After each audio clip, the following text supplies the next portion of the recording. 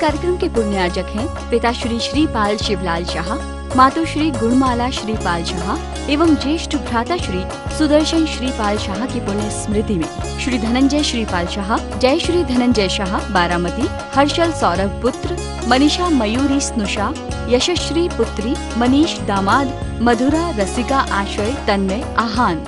जय जैन बंधु, समीचीन विकल्पों का सम्यक समाधान इस लोकप्रिय कार्यक्रम में मैं आप सभी का स्वागत करता हूँ। मुनि श्री सुप्रभ सागर जी महाराज के पावन मुखारविंद से हम सब लोग समीचीन विकल्पों का सम्यक समाधान सुन रहे हैं। देश विदेश विभिन्न प्रांतों से जो हमें विकल्प प्राप्त हो रहे हैं, उस विकल्प को मुनिषी सुप्रभ सागर जी महाराज एवं मुनिषी प्रणत सागर जी महाराज के माध्यम से हम सब लोग समीचीन विकल्पों का श्रवण कर रहे हैं। इस कार्यक्रम के दौरान जो पूछे जाने सवाल है, उस सवालों की प्रतियोगिता का नाम है सुविशुद्ध ज्ञानधारा प्रतियोगिता। और इस प्रतियोगिता के माध्यम से 3 विजेताओं का चयन किया जाता है और वो 3 विजेताओं को पारितोषिक दिया जाता है। ये जो कार्यक्रम है, ये जो प्रतियोगिता है, इसका मूल उद्देश्य कोई स्पर्धात्मक बढ़ावा देने का नहीं है। इसका उद्देश्य मात्र और मात्र इतना ही है कि जो ज्ञान धारा आचार्य भगवान ने प्रवाहित की है, उसमें हम लोग और आगे बढ़ते जाए और इस जिनवानी की सेवा कर पाए। और इसी कार्यक्रम के बीचों बीच में वो 3 सवाल आपको नीचे पट्टी पे दिखाई देते हैं। आपको वो 3 सवाल के जवाब आपको 6:15 तक 6:15 पे प्रतिदिन आपको भेजने होते हैं। मैं मुनिश्री के चरणों में बारंबार नमोस्तु करता हूँ एवं आज के कार्यक्रम को यही से प्रारंभ करते हुए उनसे यही आशीष मांगता हूँ कि स्वामी आपका आशीष ऐसे ही हमारे ऊपर बना रहे। नमोस्तु नमोस्तु नमोस्तु महाराज जी। समीचीन विकल्पों का सम्यक समाधान आगम के परिप्रेक्ष्य में एक ऐसा कार्यकारी उपाय जिसके माध्यम से हम अपने अंतिम लक्ष्य को प्राप्त कर सकते हैं। क्योंकि विकल्प तो हमारे मन में प्रतिदिन अनेकानेक उठते रहते हैं, लेकिन जब उन विकल्पों का सम्यक समाधान एक निर्ग्रंथ गुरु के माध्यम से प्राप्त होता है तो निश्चित ही वह कल्याण का मार्ग प्रशस्त करने वाला होता है। विकल्प भी समीचीन और उसका समाधान भी सम्यक। और जब समीचीन विकल्प सम्यक समाधान को प्राप्त करता है तो निश्चित ही हम अपने उस गंतव्य की ओर मंजिल तक पहुंच जाते हैं। देश देशांतर से अनेकानेक समीचीन विकल्प हमें यहाँ प्रतिदिन प्राप्त हो रहे हैं और परम पूज्य मुनि श्री सुप्रभ सागर जी महाराज उनका आगमोक्त विधि से हम सबको सम्यक समाधान प्रदान कर रहे हैं। प्रारंभ करते हैं आज का सम्यक समाधान। और आज का पहला विकल्प आष्टा मध्य प्रदेश से डॉक्टर मगन जैन, श्रीमती चंदा जैन परम पूज्य मुनि श्री के चरणों में सपरिवार त्रिकाल त्रिभक्ति पूर्वक कोटि कोटि नमोस्तु निवेदित करते हुए अपना समीचीन विकल्प रख रहे हैं कि महाराज जी, आगम में अशुभ विषय कसायों से बचने के लिए अरहत भक्ति एक कारगर साधन बताया है। एक सामान्य जैन धर्मी निकांक्षित भाव से अरहत भक्ति की आराधना कैसे करे, सम्यक समाधान के माध्यम से हमारे समीचीन विकल्प का सम्यक समाधान प्रदान करते हुए हमारा मार्गदर्शन करने की अनुकंपा करें। नमोस्तु महाराज जी, नमोस्तु। आचार्य भगवंत अपने ग्रंथ राज में बहुत अच्छी बात लिखते हैं। जो वट्टकेर स्वामी या कुंदकुंद स्वामी के नाम से जो यह मूलाचार ग्रंथ प्रसिद्ध है, उस मूलाचार ग्रंथ में आचार्य भगवंत इस जिनेन्द्र भक्ति के विषय में कहते हैं, भत्य जिणवराणम खवियम पूव संचयम कम्मम आयरीय पसायण विज्जा मंतादि सिद्धंती। यहाँ पर आचार्य महाराज श्लोक में कह रहे हैं कि भत्य जिणवराणम खविय पूव संचयम कम्मम, यानी जिनेन्द्र भगवान की भक्ति करने से जो जो हमारे पूर्व संचित कर्म है, वह पूर्व संचित कर्म नियम से वह नाश को प्राप्त होते। इसी परिप्रेक्ष्य में जो आपका यह प्रश्न है, अशुभ विषय कसाय आदि के निमित्त से जो जीव का परिणमन चल रहा है, उससे बचने के लिए भी एकमात्र पंचम काल में अगर कोई सच्चा साधन है तो वह अरिहंत या जिनेंद्र भगवान की भक्ति ही कही गई है। ये सर्वथा भक्ति का स्वरूप जो हमने समझ के रखा है कि सुबह उठकर भगवान का अभिषेक पूजा पाठ कर लो, हमारी भक्ति हो गई, मात्र इतना अभिप्राय उस अरिहंत भक्ति या हमारे उस जिनेंद्र भक्ति से अभिप्रेत नहीं है, क्योंकि जो 16 करण भावनाओं में भी अरिहंत भक्ति आती है, वह भी जो तीर्थंकर बनने वाला जीव होता है उसको भी बिना अरिहंत भक्ति, आचार्य भक्ति, बहुश्रुत भक्ति को प्राप्त किए बिना वे कभी भी तीर्थंकर प्रकृति का बंध नहीं कर पाते। इसलिए ये परम सत्य हमें समझना होगा कि जितने भी प्रकार से हमें कर्मों की निर्जरा करनी हो या वर्तमान में भी जो होने वाले हमारे अशुभ परिणाम, अशुभ परिणति हो, इन सब से बचने के लिए मात्र और मात्र एकमेव साधन वह अरिहंत या जिनेंद्र भक्ति ही कही गई है। पर पुनः ये बात भी समझना, जैसी हमारी मानसिकता आज तक बनती रही है कि हम बहुत जोर शोर से भगवान के भजन गाएंगे, नाच गाना करेंगे, संगीत करेंगे, बहुत बड़ा विधान पूजा अनुष्ठान करेंगे तो मेरा काम बन जाएगा, जरूरी नहीं है। क्योंकि वास्तव में पहले तो हमें भक्ति को समझना आवश्यक होगा। जो पूज्येषु गुणानुरागो भक्ति, यानी पूज्य पुरुषों में, अरिहंत भगवान में, उनके गुणों में जो हमारा अनुराग है, वास्तव में वही पूज्यपाद स्वामी भक्ति की परिभाषा करते हुए समझा रहे। जब तक जो हमारे अरिहंत आचार्य गुरु उनके गुणों को देखकर उनमें अनुराग करने की, उनकी प्रशंसा स्तुति करने के भाव नहीं हो रहे हैं, तब तक वास्तव में वे भक्ति है ही नहीं। इसलिए वह अरिहंत भक्ति यानी उनके गुणों को समझना, एक एक प्रतिमा को देखते हुए, प्रतिमा के एक एक अंगों को निहारते निहारते परिपूर्ण रूप से उनकी वीतरागता, उनके एक एक गुण, उनका अभिप्राय आदि को समझने के बाद ही उनमें की जाने वाली हमारी जो पूजा पाठ भजन आदि है वही हमारे लिए कार्यकारी हो सकता है, अन्यथा होने वाला नहीं। इसलिए निसंकित, निकांक्षित आदि सभी सम्यक दर्शन के अंगों के साथ जो परिपूर्ण रूप से उस सत्य को जानता है और उस आगम के परिप्रेक्ष्य में निसंकित, निकांक्षित आदि सम्यक दर्शन के गुणों के साथ जो भगवान के गुणों में अनुरक्त होता है, अनुराग करता है, वही वास्तव में उसकी भक्ति कहलाती है और वही अशुभ विषय कषायों से बचाने के लिए कार्यकारी है। कहने का अभिप्राय इतना ही है कि मात्र बिना भावों के साथ की गई हुई आपकी एक थाली से दूसरे थाली में चढ़ाने वाली पूजा, एक कलश से भगवान के ऊपर डालने वाला जल अभिषेक, ये कार्यकारी नहीं होगा अगर उसमें हमारे भाव नहीं है। उन क्रियाओं के पीछे हमें कारण पता नहीं है। हम चावल चढ़ा रहे हैं तो किस लिए चढ़ा रहे हैं, हम धूप चढ़ा रहे हैं तो क्यों चढ़ा रहे हैं। उसके साथ साथ द्रव्य क्रिया करते के साथ साथ हमें भावों को भी, उस क्रिया के पीछे कारणों को भी समझना आवश्यक होगा। अगर कारणों के साथ अभिप्रायों को समझने के साथ अगर हम भगवान की भक्ति करेंगे, अरिहंत की भक्ति करेंगे, तो नियम से हमारे पुराने कर्म भी नष्ट हो जाएंगे और वर्तमान में भी उस शुभ परिणामों के निमित्त से, भगवान के प्रति समर्पण या अनुराग के भावों के निमित्त से ही हमारे वर्तमान में भी अशुभ परिणाम नहीं हो सकते। इसलिए ये बात अवश्य समझे कि अगर हम किसी अभिप्राय को या किसी कारण को लेकर, किसी इच्छा को लेकर, आकांक्षा को लेकर वहाँ पहुँच रहे हैं कि मुझे अमुक मिले, मैं इसलिए भगवान की भक्ति कर रहा हूँ, तो कभी भी हमारे उस अशुभ का और भूत के कर्मों का नाश नहीं हो सकता। अपितु निसंकित, निकांक्षित आदि गुणों से युक्त होकर बिना किसी अपेक्षा के, बिना किसी इच्छा के अगर भगवान की भक्ति करोगे तो नियम से कर्मों की निर्जरा होगी। इसलिए सबसे पहले ये निर्णय कर ले कि भगवान हमारे लिए कुछ देने वाला, करने वाला नहीं है, या हम जो कर रहे हैं भगवान को खुश करने के लिए नहीं कर रहे हैं, अपितु हमारे अशुभ परिणामों से बचने के लिए, अशुभ विषय कषायों से बचने के लिए हम ये प्रवृत्ति परिणति कर रहे हैं।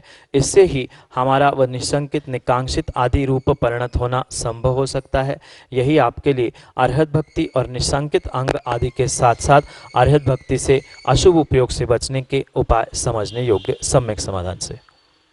अगला समीचीन विकल्प मध्य प्रदेश की राजधानी भोपाल से प्रदीप हर्सुला पिपलानी मुनिश्री के चरणों में बारंबार नमोस्तु निवेदित करते हुए कह रहे हैं कि गुरुदेव देवशास्त्र गुरु की एक पूजन है जो केवल रवि किरणों आदि पंक्ति से प्रारंभ होती है।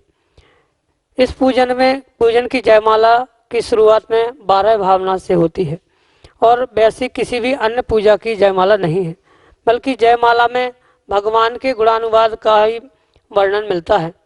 तो यहाँ यह विकल्प उपस्थित होता है कि क्या भगवान की पूजा के समय 12 भावनाओं का चिंतन करना उचित है। हमारे समीचीन विकल्प का सम्यक समाधान करने की अनुकंपा करें। नमोस्तु महाराज जी, नमोस्तु। जहाँ पूजन ही कह रही है कि देव, शास्त्र और गुरु तीनों की पूजन के निमित्त से जो जयमाला में 12 भावना आदि का वर्णन किया है वह सर्वथा गलत नहीं है। इसलिए गलत नहीं है, वह जो देव यानी अरिहंत देव है, जिनका उपदेश हमें प्राप्त होता है, जिनके निमित्त से जिनवाणी लिखी जाती है, और उस जिनवाणी शास्त्र को लिखने वाले जो गुरु होते हैं, उन सब का सार ही वास्तव में देखा जाए तो वह 12 भावना है। जो उपदेश भी अरिहंत भगवान तीर्थंकर प्रभु देते हैं, वह मात्र और मात्र इस संसार से विषय भोगों से जीवों को वैराग्य उत्पन्न होके वह अपना कल्याण करने के लिए मोक्ष मार्ग अपनाए, इसीलिए उनका वह सत्य का और वस्तु स्वरूप का व्याख्यान हुआ करता है। और उनके व्याख्यान में भी उन्होंने 12 भावना का वर्णन किया है। साथ साथ जो जिनवाणी है, वह जिनवाणी यानी जिसे शास्त्र करके हम पूछते हैं, उस पूजा की जयमाला में भी अगर 12 भावना है तो जिनवाणी का भी सारा अगर देखा जाए तो वैराग्य को प्राप्त करना है, और वैराग्य की जननी वह 12 भावना है। इसलिए उसको अगर पूजा में रखा है तो उसमें विकल्प करने की आवश्यकता नहीं है। साथ में ये बात भी समझे, जो गुरु निर्ग्रंथ जिनकी हम पूजा उस देवशास्त्र गुरु पूजा के निमित्त से कर रहे हैं, वहाँ जो गुरु बने हैं वे भी वैराग्य पथ पर चल रहे हैं, उनको भी वैराग्य हुआ तो वह भी परिपूर्ण रूप से वह 12 भावना के निमित्त से ही हुआ है। और आगम ग्रंथों में 12 भावना के निमित्त से ये भी कहा जाता है कि मात्र रागी द्वेषियों के लिए नहीं, अपितु वैरागियों को भी अपने वैराग्य को दृढ़ करने के लिए सतत उन 12 भावनाओं का चिंतन करना आवश्यक। इसलिए जिस वाणी को भगवान के मुख से निकले हुए इस वाणी को गुरुओं ने, गणधरों ने झेला है, और उन आचार्य भगवंतों ने, गुरुओं ने जिसे लिपिबद्ध किया है, ऐसी जिनवाणी, शास्त्र, इन सबका सार व 12 भावना होने से जयमाला में किसी अपेक्षा से 12 भावना का चिंतन किया है वह किंचित भी गलत नहीं है। सर्वथा ऐसा ही जरूरी नहीं है कि मात्र भगवान के शारीरिक आंतरिक गुणों का ही व्याख्यान कर ले। उनके उस उपदेश का जो गुणानुवाद किया गया है कि भगवान आपके वाणी में इन 12 भावनाओं का, 7 तत्वों का, 6 द्रव्यों का, पंचास्तिका आदि का वर्णन किया गया है, और यही वास्तव में हमारे कल्याण का मार्ग है। ऐसे 12 भावना का कथन करने वाले आप होने से ही आप हमारे लिए महान हो, ऐसा कहते हुए अगर 12 भावना का जयमाला में चिंतन किया है, इस प्रकार से भगवान का गुणानुवाद किया है, शास्त्र का और गुरु का गुणानुवाद किया है, तो उसमें कोई भी बाधा नहीं है। जयमाला में हम इस प्रकार से भी अन्य कई प्रकार से हम भगवान के गुणों का व्याख्यान करते हुए, उनका गुणानुवाद करते हुए भगवान की पूजा, अर्चना या जयमाल आदि कर सकते हैं। उसमें विकल्प करने की आवश्यकता नहीं है। यही आपके लिए सम्यक समाधान। प्रतीक शाह, इंदौर, मध्य प्रदेश से मुनिश्री के चरणों में बारंबार नमोस्तु निवेदित करते हुए अपना समीचीन विकल्प रख रहे हैं कि महाराज जी, हमें कुत्ते को रोटी, मछली को दाना, बंदर को केला या अन्य किसी जीव को भोजन खिलाना चाहिए या नहीं, इसमें हमें पुण्य मिलता है या नहीं। हमारे समीचीन विकल्प का सम्यक समाधान करने की अनुकंपा करें। नमोस्तु महाराज जी, नमोस्तु। तिर्यंचों को, गरीब दीनहीन मनुष्यों को भोजन कराने में किंचित भी पाप नहीं है, पर ये भी बात हम समझे, हम किन मनुष्यों को दे रहे हैं, हम किन तिर्यंचों को वह भोजन आदि करा रहे हैं, उसके ऊपर भी हमारा पुण्य पाप निर्भर करता है।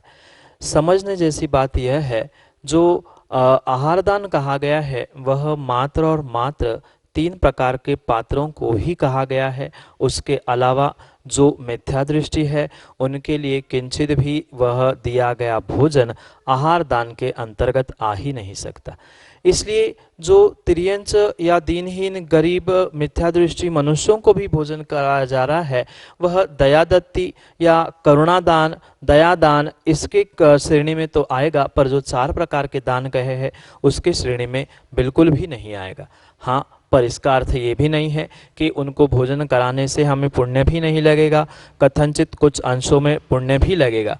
पर वही अगर आपने जो रोटी या भोजन कुत्ते को दिया है या किसी ऐसे मांसाहारी प्राणियों को खिलाया है जो आपके भोजन करने से पुष्ट होके अन्य जीवों का घात करने वाले हैं, ऐसे जीवों को अगर आपने भोजन कराया है या उसके लिए रोटी आदि आदि भोजन दिया है, तो परिपूर्ण रूप से वहाँ पुण्य की जगह आप पाप का ही बंध कर रहे हो। साथ साथ मनुष्यों के साथ भी हमें यही घटित करना होगा।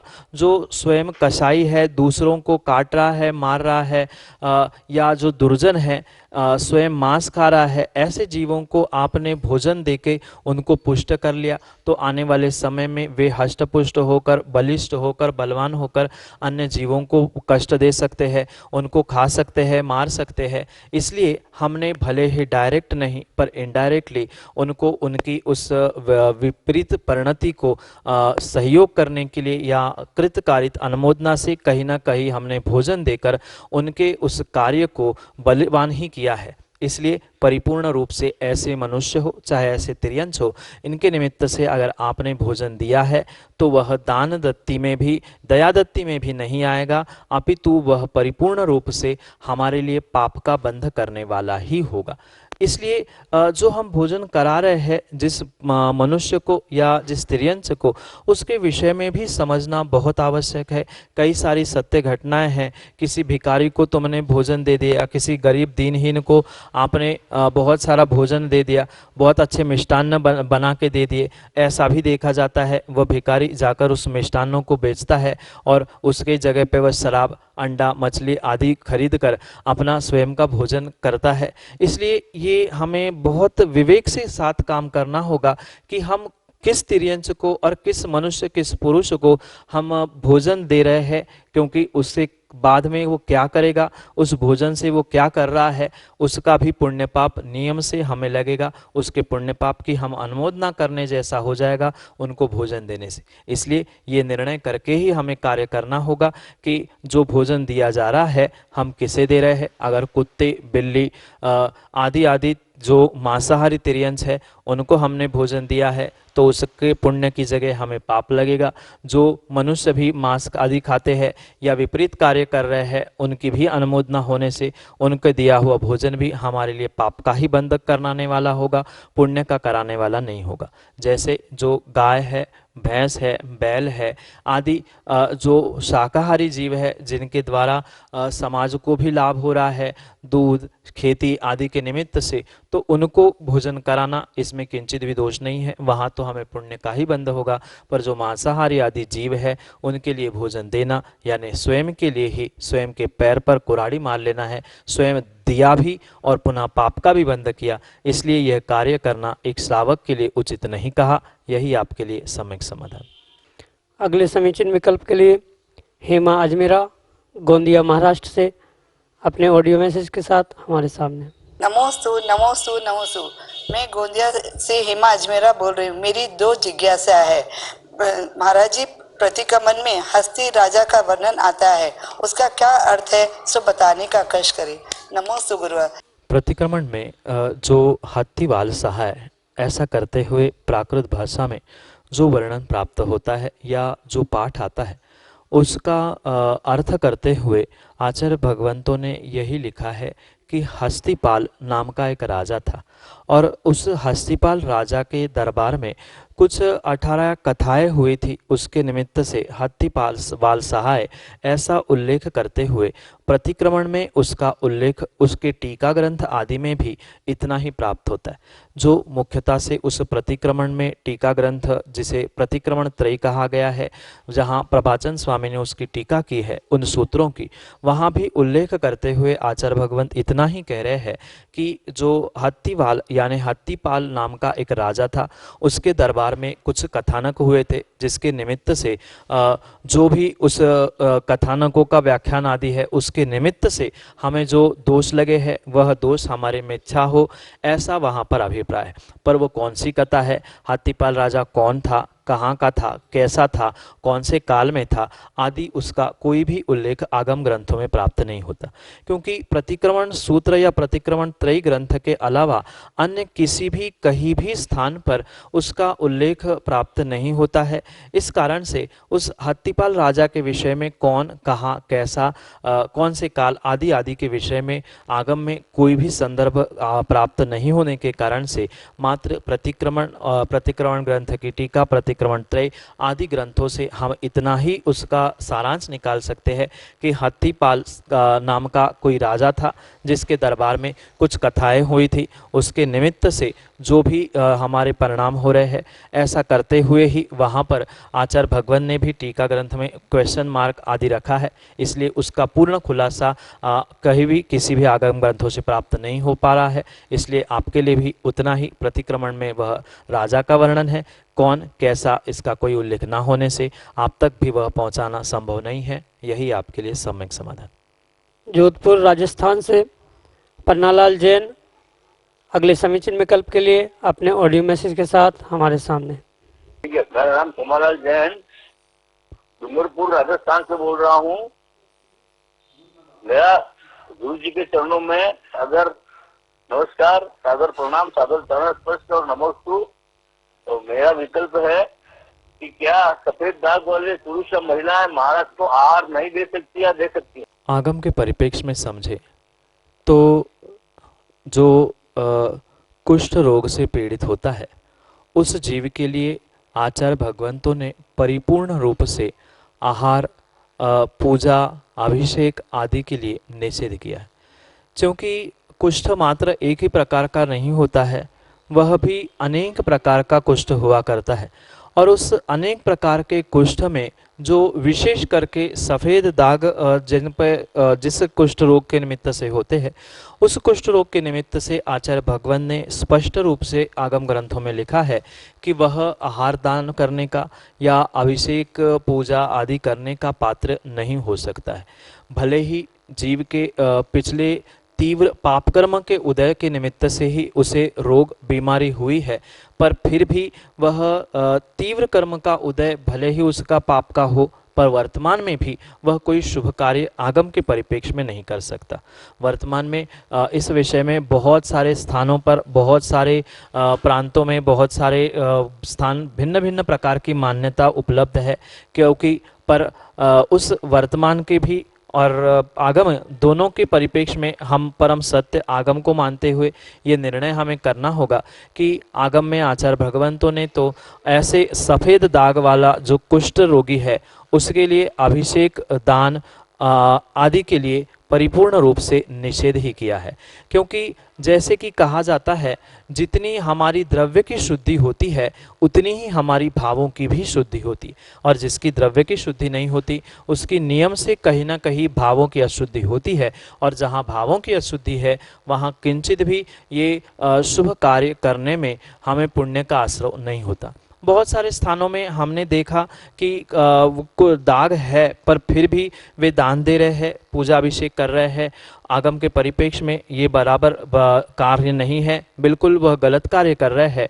पर ये भी हम साथ में समझे, कहीं ना कहीं उनके मन में ये चीज़ हमेशा दान देते हुए, अभिषेक आदि करते हुए बनी ही रहती है कि मुझे दाग है। और कई लोग तो ये भी प्रयास करते हैं धोती दुपट्टे से उसे छुपाने का कि किसी को पता ना चले। तो हमेशा ही वहाँ पर उसको छुपाने का, किसी को पता ना चले, इस भावों के निमित्त से जो हमारे परिणाम अशुद्ध हो रहे, अशुभ हो रहे हैं। और जहाँ मन की शुद्धि नहीं है वहाँ ना आहार में आहार दान हो सकता है, ना अभिषेक, पूजा पाठ आदि किया जा सकता है। फिर भी कोई व्यक्ति कर रहा है तो नियम से वह उस कार्य का पात्र ना होने के कारण से आने वाले समय में वह उस कुभोग भूमि आदि को प्राप्त करने वाला कहा जाता है। जैसे कि आगम ग्रंथों में स्पष्ट रूप से लिखा है, जो अशुद्ध वस्त्रों के साथ अशुद्ध तन, अशुद्ध मन और अशुद्ध वचन, इनके निमित्त से जो आहारदान आदि करता है, अभिषेक आदि करता है, कथनचित पुण्य प्राप्त करने से भोग भूमि पर साथ में जो उसने अशुद्ध अवस्था में या बिना शुद्धि के साथ साथ दो दान आदि पूजा अभिषेक आदि किया है, उसके निमित्त से वह कुभोग भूमि में पहुंचता है, इसलिए वह कार्य आगम के परिप्रेक्ष्य में करने योग्य नहीं है। जय जन बंधु, आप हम सभी देख रहे थे इस समीचीन विकल्पों का सम्यक समाधान इस कार्यक्रम को। यह कार्यक्रम प्रतिदिन शाम को 4 बजे पारस टीवी चैनल पे एवं 5:13 पे प्रतिदिन सुप्रभु आज इस यूट्यूब चैनल से प्रसारित होता है। अगर आप इस कार्यक्रम से जुड़ना चाहते हो, अगर आप इस कार्यक्रम से जुड़े हुए सवाल या अपने मन में उठने वाले विकल्पों को शांत करना चाहते हो, तो जो हमारा व्हाट्सएप का नंबर है 8707548811, इस पे अपने समीचीन विकल्प जरूर भेजें। समीचीन विकल्प आप ऑडियो मैसेज या टेक्स्ट मैसेज के माध्यम से हम तक पहुंचा सकते हो। हमारा ईमेल आईडी है samyak.samadhan@gmail.com। आप उस पर भी हमसे कांटेक्ट करके अपना समीचीन विकल्प हम तक भेज सकते हो। अगर आप घर बैठे अपने संपत्ति को सदुपयोग करना चाहते हो, अगर यह संपत्ति में दान करना चाहते हो, ज्ञान दान में देना चाहते हो, तो आप हमसे जरूर संपर्क करें, क्योंकि मुनिश्री के प्रवचन एवं मुनिश्री के जो यह सम्यक समाधान कार्यक्रम आता है, इसके पुण्यार्जक बन के आप पुण्य का लाभ ले सकते हैं घर बैठे बैठे। तो चलो चलते हैं, आज की इस कार्यक्रम को, आज की इस बेला को यहीं पे समाप्त करते हैं। और एक चीज़ और बताते हैं, सुप्रभु चैनल पे आप अपना सब्सक्रिप्शन जरूर दे दीजिए, सब्सक्राइब करिए सुप्रभु चैनल पे एवं उसको लाइक जरूर करिए, ताकि आपको हर बार जो भी अपलोड होता है उसका आपको नोटिफिकेशन आए। सुविशुद्ध ज्ञान धारा इस प्रतियोगिता के विनर जो होते हैं, शाम को 6:45 पे आचार्य भक्ति इस कार्यक्रम का लाइव प्रसारण यूट्यूब चैनल से होता है। उसके बीचों बीच में आपको उसके जो विजेता है, लकी विजेता है, उनका नाम घोषित किया जाता है। तो चलो चलते हैं, मुनिषी के चरणों में नमोस्तु करते हुए इस कार्यक्रम को यहीं पे समाप्त करते हैं। नमोस्तु नमोस्तु नमोस्तु। इस कार्यक्रम के पुण्यार्जक हैं पिता श्री श्रीपाल शिवलाल शाह, मातोश्री गुणमाला श्रीपाल शाह एवं ज्येष्ठ भ्राता श्री सुदर्शन श्रीपाल शाह की पुण्य स्मृति में श्री धनंजय श्रीपाल शाह, जय श्री धनंजय शाह बारामती, हर्षल सौरभ पुत्र, मनीषा मयूरी स्नुषा, यशश्री पुत्री, मनीष दामाद, मधुरा रसिका आश्रय तन्मय आहान।